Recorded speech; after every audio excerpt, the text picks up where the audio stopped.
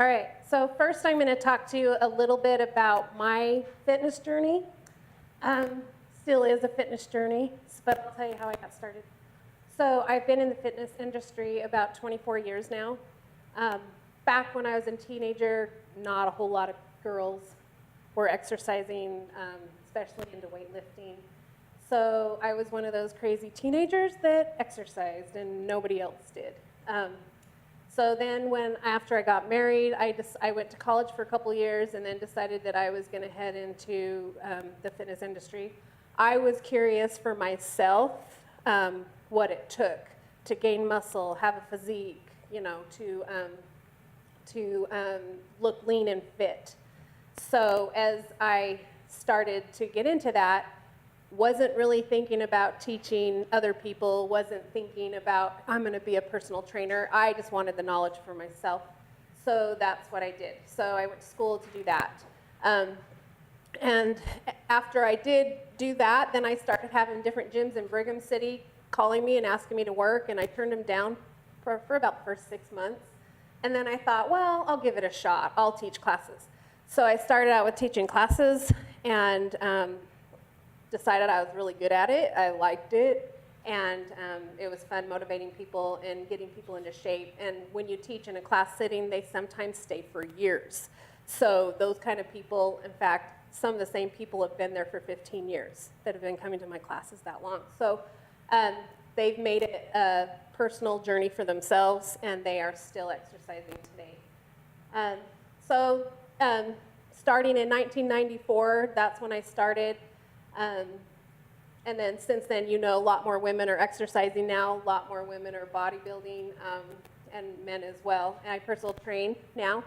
So after about 5 years of teaching classes, I decided I wanted to be a personal trainer because I was doing it all for free anyway. I'd go to everybody, anybody, and train them and tell them I got to work out for them. I'm going to teach them what to do. So I decided that I probably should do that for a living, and it's a fun career to have.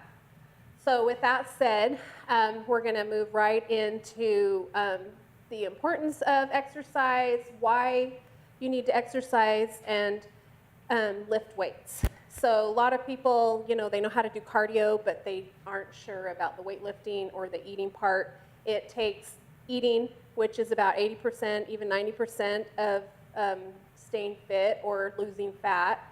You have to get your eating under control. You have to have a deficit in your calories to actually lose weight or lose fat.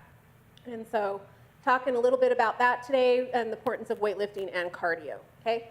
So I kind of gave you a sheet, and you can make copies of these all you want. And 10 reasons why you should be lifting weights. So I'd like this to be like, if you have questions for me at any time, just ask. Because I'm here to tell you what you want to hear, what you want to learn. So if there's any point at any time that we go through this list, just let me know if you have any questions on anything, okay? So 10 reasons why you should lose weight, and these are not best to the least, it's just they're on here, okay? So a lot of people, when they first start out, they want to lose weight, right? They come to me, most of my clients, or say, okay, I want to lose fat, and I want to learn how. And so did you know that each pound of muscle you gain burns an extra 50 calories per day? So when people tell you, well, if you lift weights, then you're going to increase your metabolism. Well, that's because for every pound of muscle that you put on your body, then you're burning an extra 50 no matter what. So if you put on like 2 pounds, there's 100 more calories. So you increase your metabolism. So while you're sitting, while you're not exercising, you're actually burning fat at a higher intensity than you would if you didn't have muscle, okay? So putting muscle on your body is number one thing. It should be the base of your exercise. So cardio shouldn't be your number one. It should be the strength training, because as you can see, if you were to go out and run for an hour, let's say you burn 600 calories to 1,000, depending on your size and weight and how fast you went, how easy is it to go home and eat that away, right? You go home, you eat those calories, and you're back to square one, or maybe you ate more than that, and so you're actually gaining weight. So cardio can help you a little bit when you're eating healthy or in a deficit, but if you're not weight training, it's not going to help you a whole lot. So strength training, you can put muscle on your body, your whole body, to increase your metabolism. And then when you're actually going and to do cardio, then that's just a little bit more calories that you get to burn. But let's say you do strength train and you're building muscle, but you still are overeating. That muscle doesn't go away, right? You're still having muscle. So your muscle is your most important thing. You want to build muscle to increase your metabolism, and then your eating's going to help you lose the fat, and your cardio can help you lose the fat. But your base of everything should be your strength training, and you should work your full body. Okay, so any questions on that at all? Okay, and I might repeat myself a little bit here as we move on into the list. Increase strength. So strength training makes everyday activities a piece of cake, such as lifting boxes, shoveling snow, carrying groceries, or carrying a toddler. So the more muscle you have on your body, it's even easier just to get out of the tub or off the floor because you have more muscle to help you. So it's a little bit easier in your daily life when you have more muscle on your body. Now, as far as strength training goes, you have to have progressive overload in your strength training, so you can't lift the same dumbbells day after day, the same weight, and see results. You have to actually be lifting heavier and heavier over time, and that's the only way that you're building more muscle. And then building muscle, you have to lift heavy enough to where your body doesn't want to lift it anymore. So if I'm doing a bicep curl and I had some dumbbells in my hand in 12 reps, I can't lift anymore, that's actually going to muscle failure. So if you're just lifting weights and you can keep going and you decide to quit, you're not really building muscle at that point. So you actually have to make it hard enough to where you can't lift anymore, of course, and that's with good form. So any questions on that part, on the strength training? Okay, so does anybody know what happens when you actually lift? What's going on with your muscles? Anybody know? What's going on, like, as you actually lift? What's going on with the actual muscle? It's contracting, of course. So did you know that you're tearing little muscle fibers? So while you lift, you're actually tearing the muscle down, okay? And it's the recovery part that builds the muscle. So a lot of people think that while they're lifting, that's when they're gaining their muscle, but it's not. It's when you're recovering that you're building muscle. So your muscles can take up to 48 hours to recover. So if you're lifting, let's say, back on Monday, and you decide to lift back again on Tuesday, your muscles have already been torn. So you'd be better off to lift chest or lower body or a different exercise because you do need 48 hours to recover in that time. So when you're lifting weights, you should never be lifting the same muscle back to back the next day because what happens is those muscles get torn and then you're not able to lift for up to 48 hours, okay? So you have to have that break. So you get somebody that wants to work legs every day, and there's a lot of people out there, and I see it in the gym a lot. They've torn the legs down, those muscle fibers, they need to build, and so they do it again the next day. Well, they've already been torn, and then they do it the next day, they've already been torn, so they are not building muscle because they never allow it to build. So I always think of it as a tall building. When you lift weights, that building collapses, and then over 48 hours, that building is being brought back up, okay? So you do have to wait, and it is the recovery part that is the part that you're building muscle. You can do full body, Monday, Wednesday, Friday, that works. You can split workout, do chest one day, shoulders the next, lower body. However you want to make it work, you just have to make sure you don't lift those same muscles. Okay? Any questions on that? You good? Okay. Okay, so this one's more geared to women, but I don't want to build big muscles. I even have men come to me and they're like, okay, I don't want to lift so heavy that I'm going to get these big muscles. And lifting heavy doesn't give you the big muscles. It actually makes it so you can build muscle. So you do have to lift heavy, no matter what type of goal you have, because the only way to build muscle is to be lifting heavy, okay? So women think they don't want to get bulky. They use that word bulky. Women don't have the testosterone men do, so men can actually gain muscle at a more quick, faster rate than women can. Women are going to build it a little bit slower.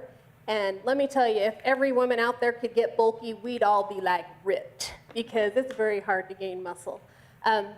Bulky, the term bulky actually does mean that you have muscle with fat, so you lose the fat and you lose that bulky look, okay? So that's with men or women. And again, women can't get that big look unless they're taking something to help them do that, or they've got fat with the muscle. So if you were to gain weight and you're lifting and your muscles are looking bigger, you know, you need to cut your calories down and you will become more lean than bulky. So nobody can really bulk unless they're eating over on their calories. That's the way to bulk. Any questions on that? So what's the best to start out? Is to start out with cardio for, like, let's say somebody that's really out of shape? No, because remember, you want to increase your metabolism. So cardio will never do that. So it's nice to always be moving. You can do cardio anytime. That works really good as far as getting your heart into shape, and you will start losing weight. But with the strength training, that's what's increasing your metabolism. So over time, you are going to be even quicker getting to your results. And then your cardio you can do with strength training all the time. So you can do cardio 3 to 4 days a week and be just fine. But your strength training needs to be your base, your core. And so anybody new that comes to me, I'm a personal trainer. When they come to me and their goal is to lose fat, I instantly get them started on a strength training program, because we want to get their metabolism up so that they can start losing. And then you can build on that cardio and do more as you get better. But you start with the strength training, because that's what's going to help you lose fat the quickest, not the cardio. Because like I said, it's easy to eat that cardio right up. For me, I can burn 350, 400 calories, and that could be one meal. So you can see how that cardio goes right out the window, but your strength training won't. So if you're at a calorie deficit, that cardio can help you, because all of a sudden you've got 400 extra calories a day that you've burned, but you've got to be in a calorie deficit to make that cardio help. So strength training will make you see results the quickest. Plus it shapes your body. It gives you a shape. Instead of a skinnier version of yourself, you'll actually have muscle. Okay, so you'll look nicer. Any other questions? Did that help? Yeah. Okay. So the next one we'll move down is healthy bones. So strength training actually helps prevent osteoporosis. My mom actually has that, and she's 74. And so she's on a strength training program, and it's actually helping her get out of the osteoporosis, so it can reverse it. But it really does help over time if you're lifting weights. Even your own body weight exercises like push-ups, squats, lunges, where you don't actually have to have a loaded weight, all those are considered strength training, and it's going to help with your bones. So, you know, younger people might not think, oh, I don't need to worry about that, but over time, as we get older, our bones get more brittle, and so it is important to make sure you have strong bones. Any questions on that? Okay. All right, so a lot of people that hire me as a personal trainer, they want to increase their performance. So let's say you're a runner or a sprinter or cross country or any kind of athlete, and you want to improve. Strength training can actually make you faster at whatever you do, because all of a sudden you've got upper body muscles to help carry you, so your legs don't do all the work. Or the more stronger your quads and glutes are, the faster you can go and the lower your heart rate is, because your muscles doing more of the work than your heart. So strength training in that kind of situation is always important also, because it can help you be faster. Okay, you actually will go faster with a lower heart rate if you strength train. Any questions on that? Okay. So also, it kind of, number 6, keeps yourself healthy. Strength training increases joint stability by strengthening ligaments, tendons. So not only does it strengthen your muscles, but you got your ligaments and your tendons that are being strengthened as well. So another reason why you should lift. It just keeps you all around more healthy prevents type 2 diabetes. So we all know that, that if we gain weight over time, we have that chance of having type 2 diabetes, and exercise can prevent that. So my dad actually had that, and he got put on a strength training program also to reverse that. So it can be reversed and prevented if you're strength training, doing your cardio, and eating healthy, okay? Strengthens your heart, most of you know.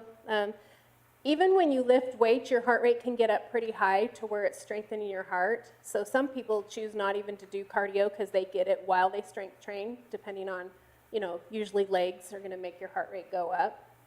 So that's another way to get your heart rate going. So it helps with your cholesterol levels. Just talking to someone Saturday, saw him at the grocery store, and he said, my doctor said I need to start exercising because of my cholesterol. So it actually helps with your cholesterol, brings it down. And even your good cholesterol, it brings it up. Any questions on that part? Okay. All right, so number 9, keeps you happy. It's been known to actually help people when they're depressed or have anxiety. Exercise is probably a #1 thing to help you feel better. And so it does, it makes you happy. Probably the dread of having to exercise doesn't make you happy, but once you get done with your exercise, you usually feel good about yourself and better. And over time, a lot of people have even gone off antidepressants and anti-anxiety medicine because of exercise. So definitely helps with that. And then number 10, age is irrelevant. I train an 84-year-old. She's still doing push-ups, all kinds of exercises that you would think that somebody at that age can't do.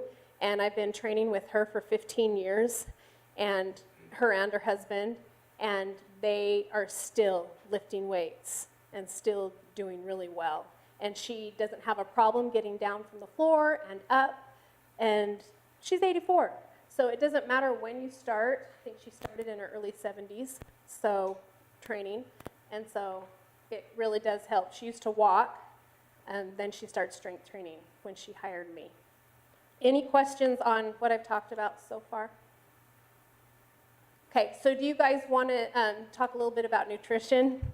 Okay, so like I said, it's calories in versus calories out, so there's no special diet out there that is going to be the key or the answer, because any diet out there, what they're doing is putting you in a calorie deficit, and that's the only way you're able to lose weight. So you can't eat more calories than what you exert in a day or maintain. So if you're eating just as much as you are exercising to maintain, you're not going to see any fat loss. So you have to have a calorie deficit. It's simple as that. Even though it's hard to do, it is that simple. Have a calorie deficit. They've done studies where they put people on McDonald's diet, donut diets, but put them in a calorie deficit. Are you going to feel like crap? Yeah. But they are losing fat because they're in a calorie deficit. Okay, so that's what it takes to lose fat. You just have to eat less, and it's usually about 20% less, which isn't a lot. You don't have to starve yourself. You don't have to go long time without eating. You just have to have a deficit in your calories to lose weight. So 3,500 calories is 1 pound, whether you gain it or you lose it. So if you're eating over 3,500 calories, you're going to gain a pound. So when people come to me and say, I just lost 10 pounds in 1 week, if you think about 3,500 times 10, they'd be starving. They would not be eating. They would be dead. So a lot of times it's water weight that they're getting rid of when you start an exercise program. You're going to have less salt. Your body's kind of going into some shock. So you're going to actually lose a lot of water weight. And so most of it is water weight. So you can see how like 1 to 2 pounds is a healthy version, because 7,000 calorie deficit in 7 days is a lot, right? And so it's safer so that you're not starving yourself to actually lose it slowly over time. And you didn't gain weight overnight, so you're not going to lose weight overnight, but it will stay off. Any questions on that part? One question. So there's a lot of people, let's say you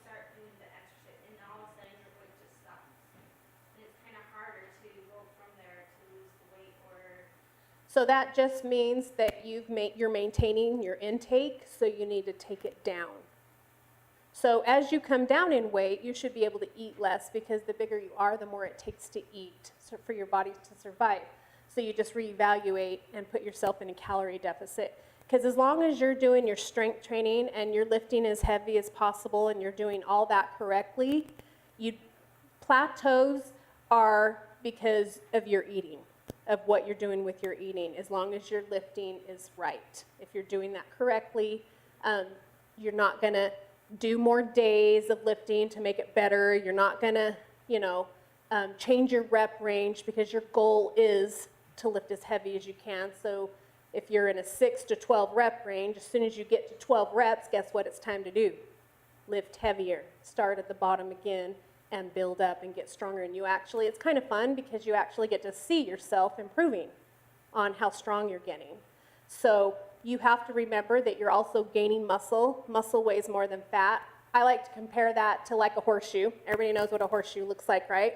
Did you know the weight of a horseshoe and an exercise ball, those Swiss exercise balls, they weigh the same? So we're going to compare the exercise ball to fat, takes up more space, and then the horseshoe is muscle, takes up less space. So you are going to gain muscle. So with your weight coming down of fat, you're going to be building muscle. But like I said, it's hard to build muscle. So anybody that says they gained 5 pounds of muscle in a couple weeks, they're full of it because there's no way that can happen. So you maybe be 1 to 2 pounds. Men on the 2 pound side, women on the 1 pound side. So it is hard to gain muscle and it will happen over time, but you are gaining muscle as well. So that's why I like to measure or do body fat, because then you can always tell, or your clothes are a good way to know.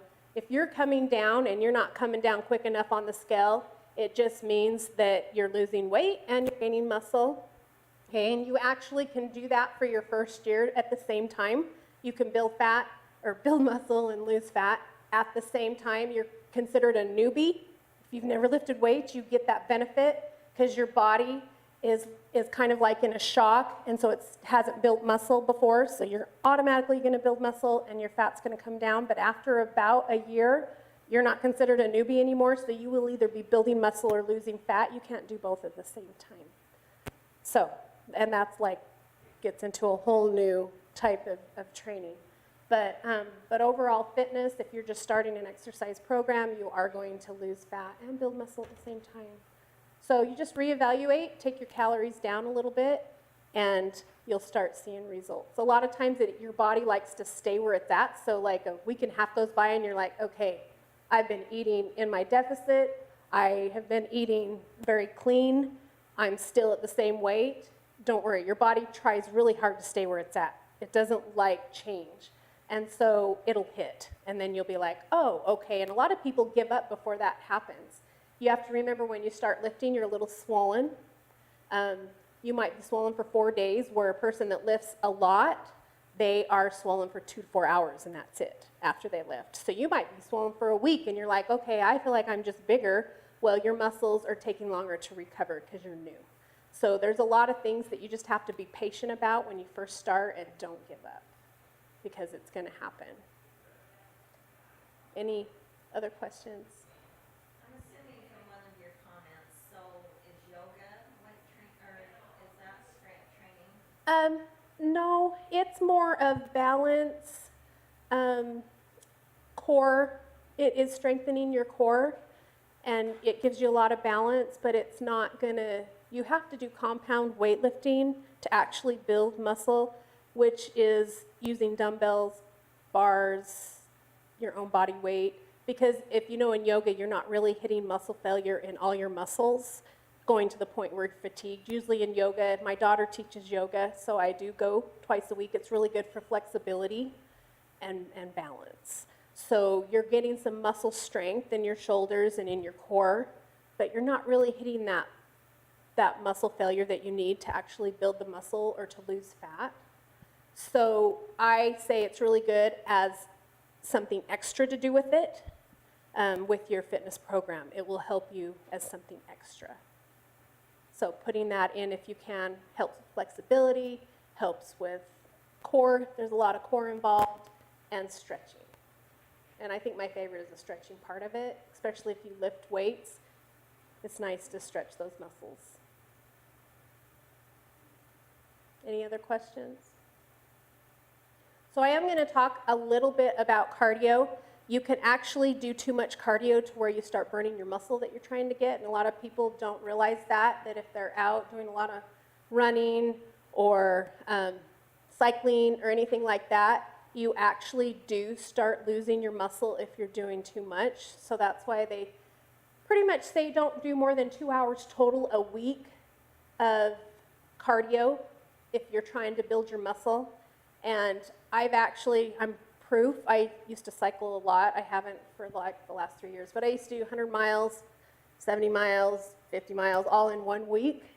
And I could see that I was losing muscle. I was losing fat as well. But as soon as I got done cycling for the season, went back into not so much cardio, and all of a sudden my weight is just climbing because I don't have that muscle that I used to have. So it does burn your muscle if you do too much. So athletes that actually do cycle or do run for sport or for competition, they know that they are losing muscle, and they realize that, and a lot of times they will, on their off season, try to build that muscle in between to get it in. So you can do too much too, so you don't want to burn your muscle that you've built. That's why strength training should be your base of what you do. Any other questions? Okay, so that's all I have. If you don't have any questions? All right, thank you. Thank